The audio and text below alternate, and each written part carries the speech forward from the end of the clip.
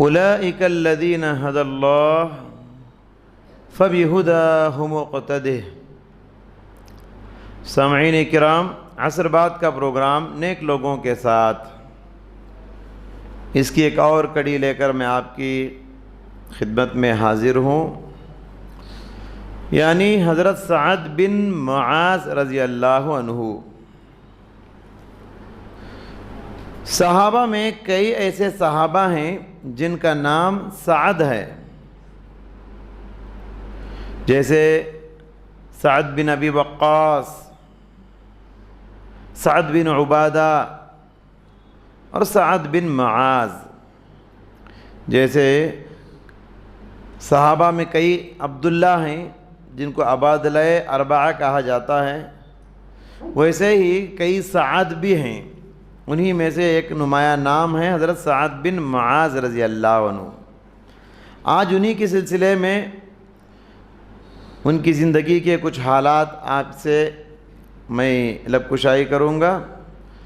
حضرت سعد بن معاذ رضی اللہ عنہ یہ مدینہ کے رہنے والے تھے، انصاری صحابی ہیں، اور قبیلہ اوس کے سرداروں میں ان کا شمال ہوتا ہے۔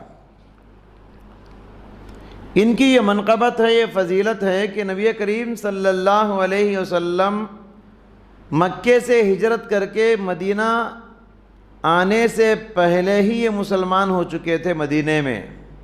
آپ کو معلوم ہے مدینہ میں حضرت مصعب بن عمیر کو اللہ کے نبی مکے سے داعی بنا کر مدینہ بھیجے تھے، اور حضرت مصعب بن عمیر رضی اللہ عنہ کی کوششوں سے جو مسلمان ہوئے ان میں ایک نمایاں نام حضرت سعد بن معاذ رضی اللہ تعالی عنہ کا بھی ہے۔ ان کا اسلام لانا اسلام کی ایک بہت بڑی فتح سے کم نہیں، کیونکہ جب یہ مسلمان ہوئے تو ان کا قبیلہ بنو عبد الاشہل تھا، 100 کو جمع کیے، 100 کو ایک جگہ جمع کیے، اور جمع کرنے کے بعد ان کو اسلام کی طرف دعوت دی، کہا اسلام قبول کر لو، اسلام میں داخل ہو جاؤ، اسی میں بھلائی ہے، اسی میں کامیابی ہے۔ کیونکہ حضرت سعد بن معاذ یہ قبیلے کے ایک محترم انسان تھے، ان کی بات سنی جاتی تھی، اس لیے جیسے ہی انہوں نے اسلام کی طرف بلایا، سارا کا سارا قبیلہ بنو عبد الاشہل مسلمان ہو گیا۔ تو اسلام کے لیے حضرت سعد بن معاذ کی یہ بہت بڑی قربانی اور بہت بڑا کارنامہ ہے ان کا۔ جب آپ صلی اللہ علیہ وسلم ہجرت کر کے مدینہ گئے تو وہاں بھی حضرت سعد بن معاذ رضی اللہ عنہ پیارے نبی صلی اللہ علیہ وسلم کا دست و بازو بن کر نبوت کے اس مشن کو آگے بڑھانے میں بڑا کردار ادا کیا۔ بدر میں آپ کے دوش بدوش رہے، جنگ احد میں آپ کے قدم بقدم چلتے رہے، اور جنگ بدر کیسے ہوئی آپ کو معلوم ہے۔ آپ صلی اللہ علیہ وسلم قریش کے ایک تجارتی قافلے کو اس کا پیچھا کرنے کے لیے نکلے، اچانک جنگ بدر کا نقشہ پیش آیا، جنگ بدر کی صورتحال پیش آئی۔ ابو جہل 1000 کا لشکر لے کر آمنا سامنا ہوا، تو پیارے نبی صلی اللہ علیہ وسلم نے صحابہ کرام سے مشورہ کیا، کیونکہ جنگ کے لیے نہیں نکلے تھے نا، تجارتی قافلے کا پیچھا کرنے نکلے تھے۔ اچانک جنگ کی صورتحال پیش آ گئی تو پیارے نبی نے مشورہ کیا کیا کریں گے۔ اللہ کے نبی صحابہ کا ارادہ معلوم کرنا چاہتے تھے، صحابہ تیار ہے کہ نہیں جنگ کے لیے۔ تو پیارے نبی نے جب سوال کیا تو مہاجروں میں سے چند لوگ کھڑے ہوئے، انہوں نے کہا اللہ کے نبی ہم تیار ہیں جنگ کے لیے۔ پھر انصار میں سے حضرت سعد بن معاذ رضی اللہ تعالیٰ عنہ کھڑے ہوئے، اور کھڑے ہو کے انہوں نے وہ تاریخی الفاظ کہے۔ انہوں نے کہا اللہ کی قسم، اللہ کے رسول، آپ اگر حکم دے تو ہم اپنے گھوڑے سمندر میں بھی داخل کر دیں گے، دوڑا دیں گے۔ پیارے نبی صلی اللہ علیہ وسلم کو بہت خوشی ہوئی، انصار بھی تیار ہیں، مہاجرین بھی تیار ہیں۔ تو اسی دن اللہ کے نبی صلی اللہ علیہ وسلم نے کامیابی کی بشارت سناتے ہوئے فرمایا کہ چلو آگے بڑھو، کامیابی بہت جلد تمہارا قدم چومے گی۔ جنگ بدر کے بعد جنگ خندق کے موقع پر حضرت سعد بن معاذ کو ایک تیر لگا، ایک بہت بڑا زخم ان کے جسم میں ہو گیا، زخمی ہو گئے۔ تو اللہ کے نبی صلی اللہ علیہ وسلم نے صحابہ سے کہا مسجد نبوی کے کنارے میں ایک ٹینٹ باندھو، ایک پردہ باندھو، تاکہ سعد بن معاذ مسجد ہی میں رہے، اور تاکہ اللہ کے نبی اور صحابہ کو عیادت کرنے کے لیے، بیمار پرسی کے لیے آسانی بھی ہو جائے۔ غور کرو، حضرت سعد بن معاذ کا اپنا ایک خاص گھر تھا، اس کے باوجود اللہ کے نبی مسجد میں ان کے لیے ڈیرا لگا رہے ہیں، اپنے کمرے کے بازو ان کا کمرہ گویا کہ ایک ٹینٹ بنا رہے ہیں۔ تو اس سے آپ اندازہ لگا سکتے ہیں کہ سعد سے اللہ کے نبی صلی اللہ علیہ وسلم کو کتنی محبت تھی اور کتنا والہانہ لگاؤ تھا۔ جب یہ جنگ خندق ختم ہو گئی، جنگ خندق ختم ہونے کے بعد صحابہ اپنے اپنے گھر پہنچ گئے۔ صحابہ ابھی اپنے گھر پہنچ رہے تھے، آسمان سے فرشتہ اللہ کا حکم وحی لے کر آ گیا اور کہا کہ اللہ کے نبی ابھی فوراً بنو قریظہ پر حملہ کرنا ہے۔ بنو قریظہ کون ہے؟ یہودیوں کی ایک شاخ ہے، یہودیوں کا یہ قبیلہ ہے بنو قریظہ۔ اور ان پر حملہ کیوں کرنا ہے؟ کیونکہ جنگ خندق کے موقع پر انہوں نے مسلمانوں کو بہت بڑا دھوکہ دیا، غداری کی۔ مشرکین کا جھنڈ سامنے ہزاروں کی تعداد میں کھڑا ہے، تو یہ لوگ مسلمانوں کے ساتھ بڑی غداری کیے۔ تو اس لیے اللہ کے نبی صلی اللہ علیہ وسلم نے بھی صحابہ سے کہا کہ اب ہم کو بنو قریظہ پر حملہ کرنا ہے۔ فوراً اللہ کے نبی صلی اللہ علیہ وسلم صحابہ کو لے کر گئے اور بنو قریظہ کا محاصرہ کر لیا۔ بنو قریظہ کے اطراف ان کو گھیر لیا، یا تو ہتھیار ڈالو ورنہ ہم ختم کر دیں گے۔ بنو قریظہ محاصرے میں آ گئے، کرے تو کیا کرے، کئی دن گزر گئے، کب تک رہیں گے اس طریقے سے؟ تنگ آ گئے محاصرے سے۔ بنو قریظہ نے کہا کہ سعد بن معاذ ہمارے سلسلے میں جو فیصلہ کریں گے ہم اس فیصلے پہ راضی ہیں۔ سعد بن معاذ رضی اللہ عنہ اور بنو قریظہ کی پرانی دوستی تھی۔ سعد بن معاذ زمانے جاہلیت سے بھی بنو قریظہ سے ان کے ہمدردیاں تھیں، ان کے تعلقات تھے، ان کا اچھا لگاؤ تھا۔ تو کہا سعد بن معاذ جو فیصلہ کریں گے ہم اس پہ راضی ہیں، ہتھیار ڈال دیے۔ تو جب وہ ہتھیار ڈال دیے تو کیا سمجھ رہے تھے؟ سعد بن معاذ آئیں گے، وہ ہمارے سلسلے میں ہلکا پھلکا فیصلہ کریں گے، وہ ہمارے ہمدرد ہیں، وہ ہمارے ساتھی ہیں، ان کے ہمارے پرانے تعلقات ہیں، دوستیاں ہیں۔ تو سمجھ رہے تھے کہ وہ ہمارے سلسلے میں کوئی آسان اور ہلکا فیصلہ کر دیں گے۔ تو اللہ کے نبی نے کہا تمہاری یہ شرط منظور ہے، سعد بن معاذ کو بلاتا ہوں، وہ جو فیصلہ کریں گے میں بھی اس پہ راضی، تم بھی راضی اس پہ۔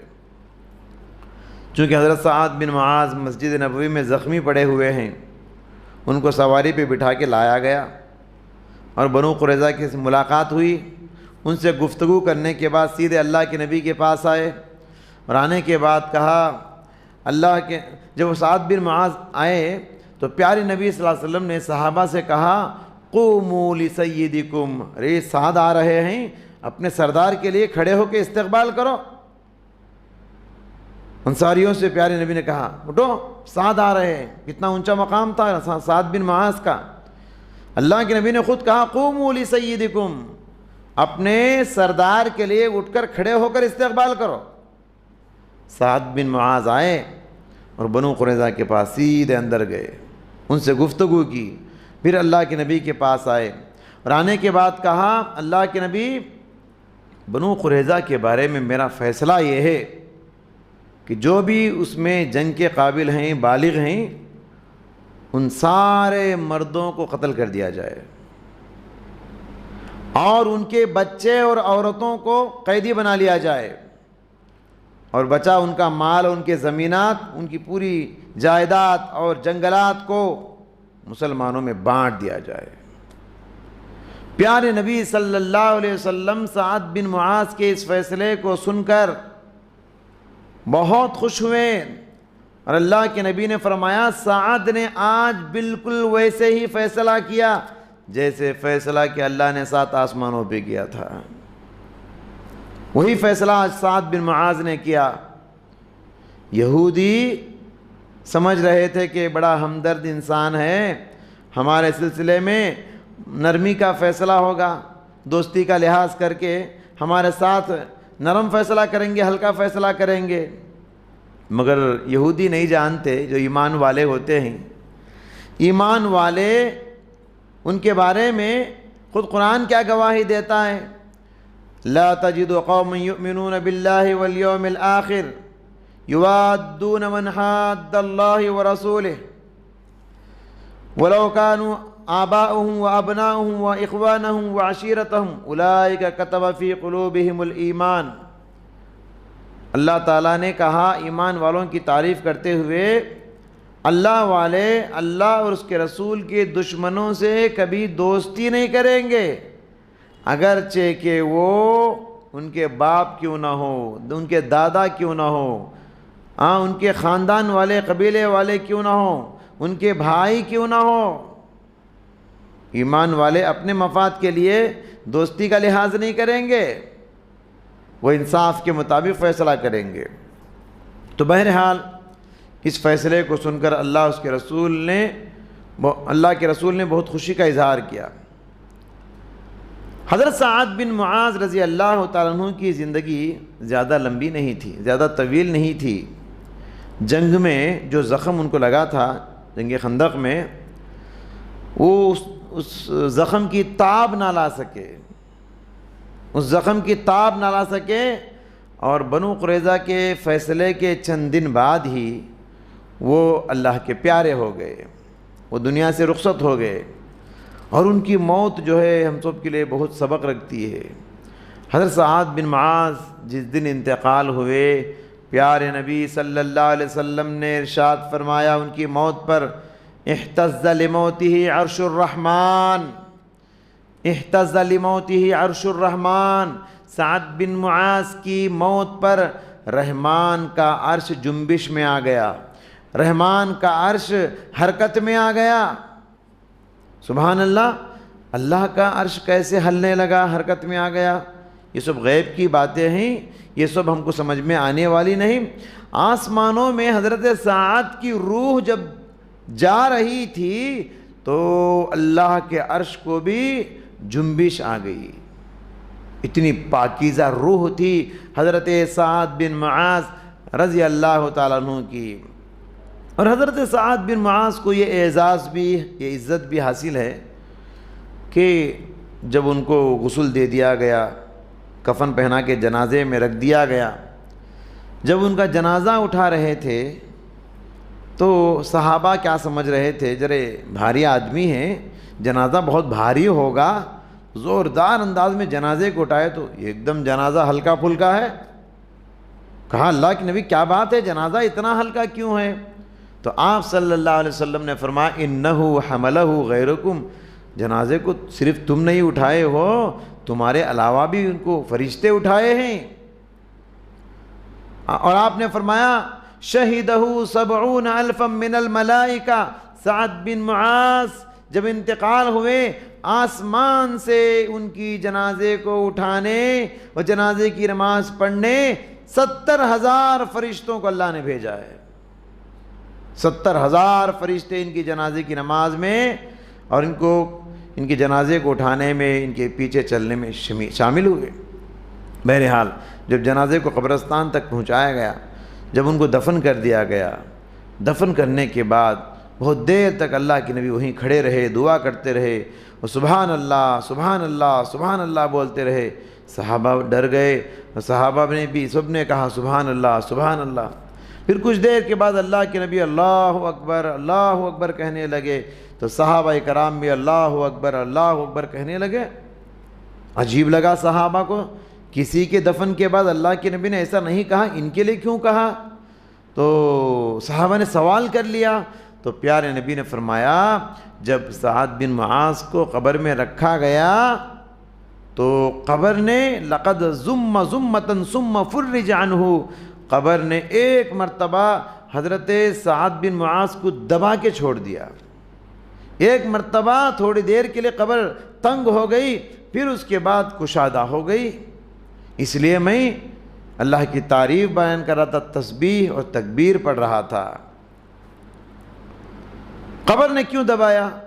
امام ذہبی رحمۃ اللہ علیہ اور امام ابن حجر عسقلانی رحمۃ اللہ علیہ علماء اکرام فرماتے ہیں قبر کے اس دبانے کو عذاب نہیں کہا جا سکتا، یہ عذاب قبر نہیں ہے۔ یہ ہر مسلمان ہر مومن کے ساتھ قبر میں اس طرح ہونے والا ہے، جو بھی اللہ والا ہے مومن ہے، قبر ایک مرتبہ دبا کے چھوڑے گی، ہر مسلمان کو ہر مومن کو۔ آپ کے بھی جگری دوست ہوتے ہیں، ایک زمانے کے بعد جب ان سے ملتے ہیں کتنا گرم جوشی سے گلے ملتے ہیں، اور گرم جوشی میں کبھی ایسا زور سے دباتے ہیں لگتا ہے کہ پھسلیاں ٹوٹ جائیں گی۔ تھوڑی دیر کے لیے ذرا تکلیف تو ہوتی ہے، لیکن اس تکلیف میں بھی آپ مسکراتے ہیں نا۔ تو قبر کا دبانا بھی ایسے ہی ہے۔ تو یہ عذاب قبر نہیں ہے، بلکہ یہ قبر ایک مرتبہ انسان کو دباتی ہے، جیسے پرانا جگری دوست انسان کو محبت میں دبا کے چھوڑتا ہے۔ تو حضرت سعد کو قبر کے دبانے کی حیثیت بھی ایسے ہی تھی۔ بہرحال آپ صلی اللہ علیہ وسلم نے حضرت سعد بن معاذ رضی اللہ تعالیٰ عنہ کو جنت کی بشارت بھی سنائی۔ یہ قبیلے کے سردار نے پیارے نبی صلی اللہ علیہ وسلم کو تحفے میں ریشم کا جھبا لا کے پیش کیا۔ اللہ کے نبی کو تحفے تحائف لا کے دیتے تھے لوگ، ریشمی جھبا لا کے دیا۔ صحابہ کرام دیکھے کیا نفیس ہے، کیا خوبصورت ہے ریشم کا لباس، دیکھتے رہے، عش عش کرتے رہے صحابہ، ریشمی لباس۔ پیارے نبی نے صحابہ کرام سے فرمایا، لوگو تم ریشمی جھبے کی خوبصورتی کو دیکھ کر بہت خوش ہوتے ہو؟ کہا لمنادیل سعد فی الجنت احسن من ھذا، تم جانتے نہیں جنت میں حضرت سعد بن معاذ کو جو رومال ملنے والے ہیں وہ اس سے بھی کہیں زیادہ نفیس اور اچھے اور عمدے ہیں۔ تو بہرحال پیارے نبی صلی اللہ علیہ وسلم کی خوشخبری، جنت کی بشارت ان کو ملی جب ان کا انتقال ہوا رضی اللہ تعالیٰ عنہ۔ دعا ہے اللہ تعالیٰ سے، اللہ تبارک و تعالیٰ ایسے عظیم صحابہ کرام کو نقش قدم بنانے اور ان کے جیسا ایمانی جذبہ اپنے اندر پیدا کرنے کی توفیق عطا فرمائے، آمین۔ وآخر دعوانا ان الحمد للہ رب العالمین۔